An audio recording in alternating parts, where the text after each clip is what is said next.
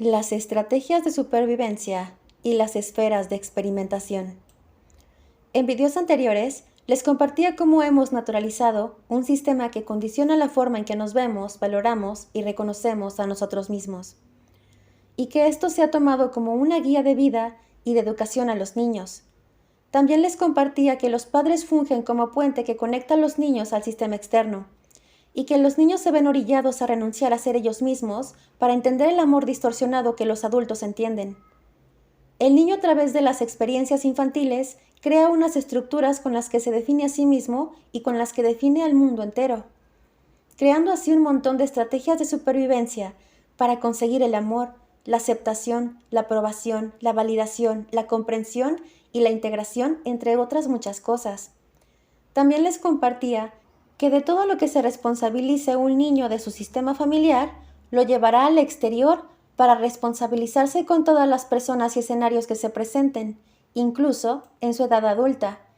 Existen dos esferas de experimentación, desde el miedo de ser quienes somos o desde amar ser quienes somos. Y existen también dos formas para sanar. Una es la que les he venido compartiendo de a poco, que son los periodos de oscuridad, pero existe otra manera más sencilla, armoniosa y amorosa de sanar. Les iré hablando de ambas poco a poco e iniciaré con los periodos de oscuridad, porque es lo que todos utilizamos sin saber que existe otra manera de vivir, de sanar interiormente, de crecer, de amar y recibir amor. Y ya que muchas personas estarán atravesando algún periodo de oscuridad, les compartiré un poco más al respecto para que puedan encontrar su propia salida. Cuando creamos estrategias de supervivencia, lo hacemos desde sentirnos insuficientes y desde un gran sentido de no valía para recibirlo naturalmente. De esta manera, creamos estrategias de supervivencia para adaptarnos a nuestro ambiente familiar. Las estrategias de supervivencia están en dos polos, los activos y los pasivos, pero ambos funcionan desde el miedo de ser quienes somos y desde el sacrificio, la traición hacia nosotros mismos y el sobreesfuerzo. Desde vivir desde el miedo y el sacrificio, nos relacionaremos en esferas de experiencias acordes a traicionarnos y sacrificarnos. Las estrategias de supervivencia son como creencias limitantes que nos impiden ver más allá de esa realidad entendida cuando niños y nos impiden ver a personas y experiencias donde esas estrategias de supervivencia no serían necesarias, encontrándonos así muchos espejos que nos inviten a seguir reafirmando aquello que entendimos cuando niños, la manera en la que nos vemos, el valor que creemos tener y qué tan amados merecemos ser según lo que entendimos. Les voy a contar una historia a modo de ejemplo. La familia de Irma era una familia que se daba valor y reconocimiento a través de quedar bien con otros. Es como, si yo satisfago las necesidades de otros y siempre estoy disponible, si soy percibida como buena persona, entonces yo me valido por ello. Siendo una familia muy reprimida y con falta de autorrespeto para poner límites, tenían muchos conflictos con Irma, quien tenía una forma de hablar muy honesta y espontánea. Esta espontaneidad incomodaba mucho a su madre, quien había perdido esa habilidad por sostener el parámetro de quedar bien. La madre de Irma la rechazaba, la excluía, la desvalidaba y hacía comentarios burlones sobre ella en reuniones familiares. Todos la etiquetaban como la incómoda de escuchar y siempre le daban el consejo de calladita te ves más bonita. Los niños toman de referencia lo que aprenden de su sistema familiar para definirse y para definir lo que pueden esperar del mundo. Así que ella aprendió que su forma de hablar era algo que no podía dejar ser y debía permanecer callada para acomodarse a su sistema familiar. Irma creció siendo muy reservada y cuando hablaba apenas lo hacía en susurros. Era la más aislada en todas las áreas de su vida. Lo que más soñaba era tener amigos y personas con quien compartir quién era. ¿Pero cómo? ¿Quién la aceptaría con su forma de hablar? Se aislaba de sus compañeros de la escuela, del trabajo, de su grupo de arte y de todo cuanto le era posible. Su estrategia de supervivencia fugía del lado pasivo, privándose a sí misma de amar su forma única de expresarse y de encontrar a aquellos que pudieran celebrarlo con ella. Debido a su creencia limitante en donde su forma de hablar era incómoda, su estructura egoica solo le permitía ver a las personas y tener las experiencias donde pudiera confirmarlo, aislándose más y más en su creencia y en la lealtad que le tenía a ese parámetro de su sistema familiar. y cuando había personas que se acercaban con la intención de conocerla, ella los rechazaba, seguro de que tarde o temprano descubrirían lo incómoda que era su presencia. Irma vivió una vida hasta sus 40 años de esta manera.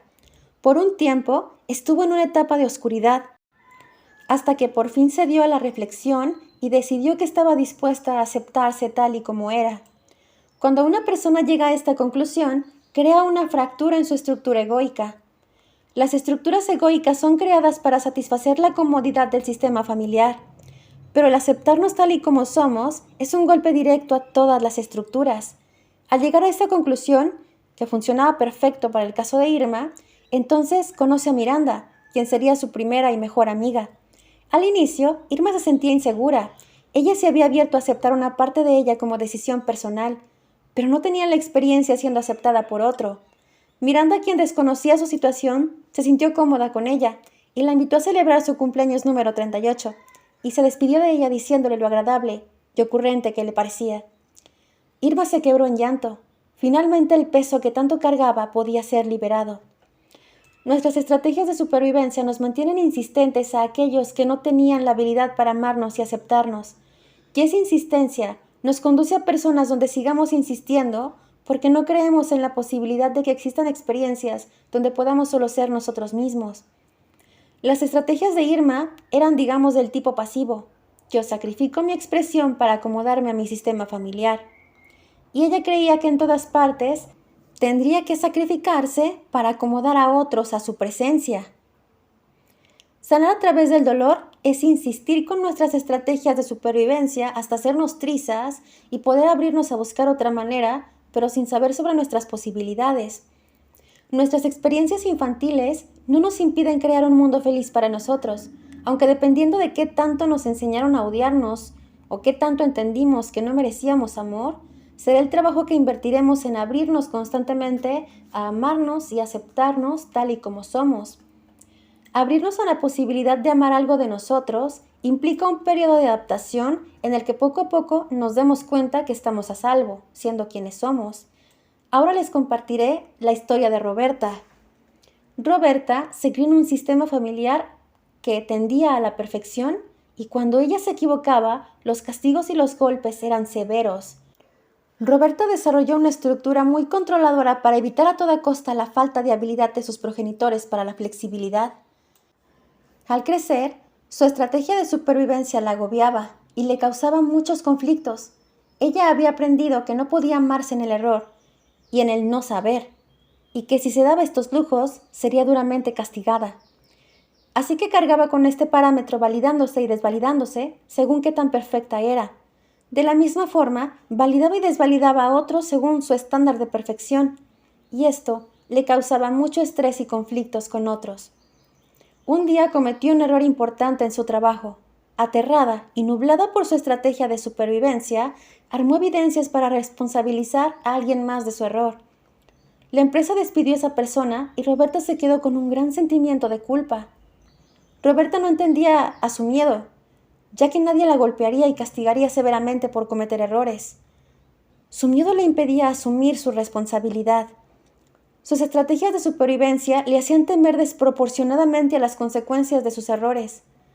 Roberta controlaba todo y a todos para mantenerse a salvo de su imperfección. En su caso, abrirse a aceptarse como alguien imperfecto y permitirse ser amado siéndolo, la sanaría. Podemos sanarnos desde el miedo a base de mucho sufrimiento y hartazgo, o desde abrirnos a amarnos y explorar esa vía, abriéndonos a otras personas y otros círculos que nos hagan espejos desde celebrar quienes somos. No existen las formas adecuadas de ser, solo existe la diversidad, y hay personas y experiencias para todos. Las esferas de experimentación, desde no estar orgullosos de quienes somos, siempre implican sacrificarnos y sobreesforzarnos para que todo esté bien, según lo que entendimos en nuestro sistema familiar. Es normal que todos estemos en mayor o menor medida contaminados por el sistema externo. Es normal que al naturalizar esto, perdiéramos nuestra capacidad para solo ser y dejar ser a otros. Mientras seamos ciegos ante lo que nos hacemos y hacemos a otros, seremos prisioneros de nuestros parámetros de valor. La llave para salir del miedo a ser quienes somos, o sea, de la perspectiva que ofrece el sistema externo, esa llave es el amor y la aceptación a nosotros mismos, y el abrirnos a reconocernos como valiosos y dignos sin importar nada. Atrévete a revelarte, atrévete a ser tú. Nadie encontrará a su gente y su camino esforzándose por dejar de ser quien es. Les invito a reflexionar sobre cuánto han sacrificado tratando de ganar el amor, el reconocimiento, la aceptación, la integración o la comprensión. ¿Y si nos abriéramos a la posibilidad de explorar otra vía?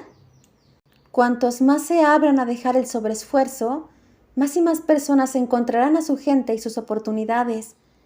Así como todos nos enfermamos entre todos desde el miedo, todos nos sanamos entre todos desde el amor.